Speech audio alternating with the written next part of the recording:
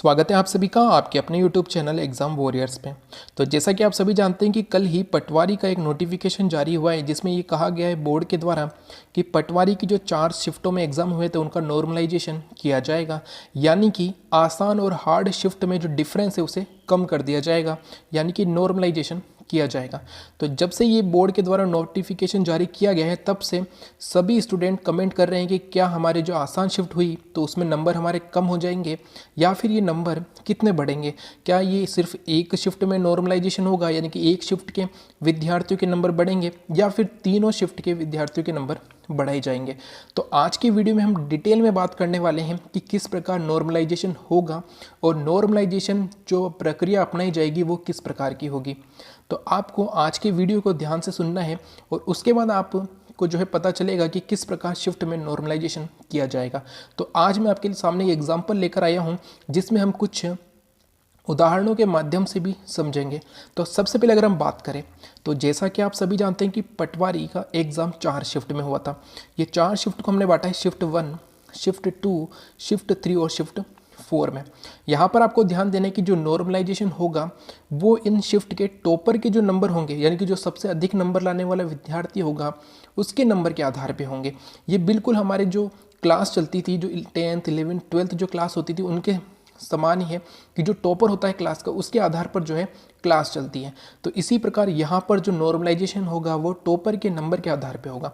तो यहाँ पर आपको ध्यान देना है, जिस प्रकार मान लीजिए शिफ्ट 1 का जो टॉपर था उसके नंबर थे 261, शिफ्ट 2 के टॉपर के 263 नंबर थे, शिफ्ट 3 में जिसने एग्ज़ाम दिया उसके टॉपर के 265 नंबर रहे और शिफ्ट 4 में एग्ज़ाम देने वाले के 260 नंबर रहे थे। ये एक अनुमानित जो है नंबर हमने यहाँ पर लगाए हैं। तो यहाँ पर अगर हम देखें तो यहाँ पर किस शिफ्ट को आधार मानना चाहिए, तो जिसमें सबसे अधिक नंबर प्राप्त हुए हैं उसे ही आधार मानना जाएगा। तो यहाँ पर जो शिफ्ट 3 है उसे आधार माना गया है क्योंकि यहाँ पर इसके टॉपर के सबसे अधिक नंबर यानी कि 265 है। अब यहाँ पर इस टॉपर के अन्य शिफ्ट से जो है कंपैरिजन किया जाएगा। तो यहाँ पर हमें पता चलता है कि शिफ्ट 1 और शिफ्ट 3 के टॉपर में 4 नंबर का अंतर है, शिफ्ट 2 और शिफ्ट 3 के टॉपर के बीच 2 नंबर का अंतर है, शिफ्ट 4 और शिफ्ट 3 के टॉपर के बीच 5 नंबर का अंतर है। यानी कि यहाँ पर जो आधार शिफ्ट मानी गई है शिफ्ट 3, यानी कि इसका पेपर सबसे आसान हुआ था। तो अब इसके आधार पर अब इन 3 शिफ्ट का नॉर्मलाइजेशन होगा।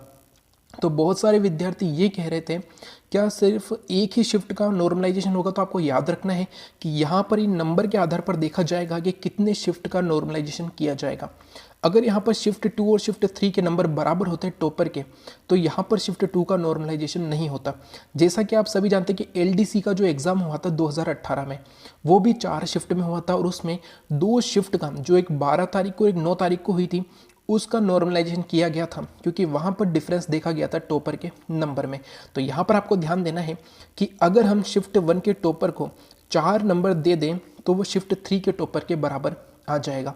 शिफ्ट 2 के अगर टॉपर को 2 नंबर दे दिए जाएँ तो वो शिफ्ट 3 के टॉपर के बराबर आ जाएगा और शिफ्ट 4 के टॉपर को अगर 5 नंबर दे दिए जाएँ तो वो शिफ्ट 3 के बराबर आ जाएगा। तो यहाँ से हमने ये चीज़ निकाली कि किस शिफ्ट को कितने नंबर दिए जाने चाहिए। अब ये बात आती है कि क्या शिफ्ट 1 के सभी विद्यार्थियों को 4 नंबर मिलेंगे या शिफ्ट 4 के सभी विद्यार्थियों को 5 नंबर मिलेंगे।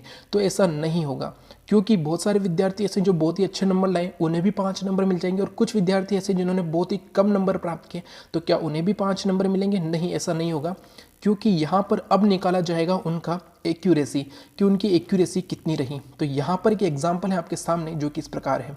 मान लीजिए कि कैंडिडेट है जिसका नाम है ए नाम के कैंडिडेट ने शिफ्ट 1 में एग्ज़ाम दिया था और यहाँ से हमने ऊपर से निकाला है कि शिफ्ट 1 में 4 नंबर दिए जाएंगे प्रत्येक कैंडिडेट को उनकी एक्यूरेसी के अनुसार। तो यहाँ से हमने प्राप्त किया कि जो कैंडिडेट ए था उसने टोटल 130 क्वेश्चन अटेम्प्ट किए, यानी कि उसने 150 क्वेश्चन का जो पेपर था उसमें से उसने 130 क्वेश्चन अटेम्प्ट किए। इस 130 क्वेश्चन में से उसने 117 क्वेश्चन सही किए, यानी कि उसने 13 क्वेश्चन गलत कर दिए। तो क्या अब इसे 4 नंबर पूरे मिलेंगे? जी नहीं। यहाँ पर आपको ध्यान देना है कि उसने 130 क्वेश्चन किए जिसमें से उसके 117 ही सही हुए, यानी कि उसकी एक्यूरेसी रही 90% की। यानी कि उसकी एक्यूरेसी है 90% की, यानी कि उसने 130 में से 117 सही की है, तो उसकी एक्यूरेसी रही 90%।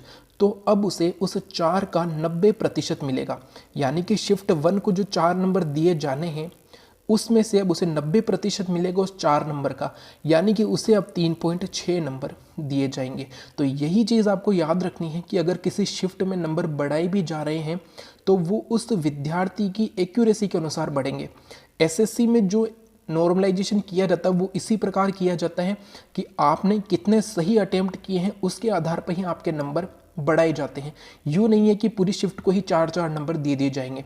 तो आपको ध्यान रखना है कि जिसने जितनी एक्यूरेसी से पेपर किया है, उसने कितने अटेम्प्ट किए हैं, उसमें से उसके कितने सही हुए हैं, यहाँ से उसकी एक्यूरेसी का पता लगाया जाता है और फिर उसे नंबर दिए जाते हैं।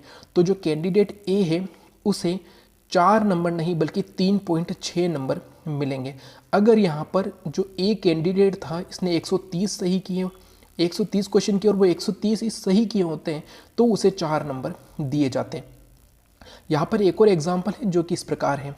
मान लीजिए कोई कैंडिडेट बी था, ये शिफ्ट 1 का ही था, इसने 105 क्वेश्चन किए 150 में से, इसने 99 क्वेश्चन सही किए।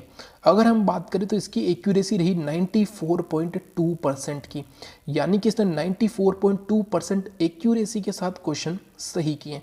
तो अब इसे उससे 4 नंबर का 94.2% मिलेगा, यानी कि 3.75 नंबर 3.75 नंबर इसे दिए जाएंगे। तो यहाँ पर आप देख पा रहे हैं कि इसने ज़रूर कम अटेम्प्ट किए लेकिन इसकी एक्यूरेसी सही रही थी, तो इसीलिए इसे 3.75 नंबर मिलेंगे कैंडिडेट ए के बदले। तो ये आपको ध्यान रखना है कि यहाँ पर ऐसा नहीं है कि किसी एक ही शिफ्ट के नंबर बढ़ाए जाएंगे। हो सकता है कि इसमें 3 शिफ्टों के नंबर बढ़ाए जाए, चारों शिफ्टों के बढ़ नहीं सकते हैं तो 3 शिफ्ट के नंबर बढ़ सकते हैं, 2 के बढ़ सकते हैं, किसी एक शिफ्ट का नंबर बढ़ सकता है।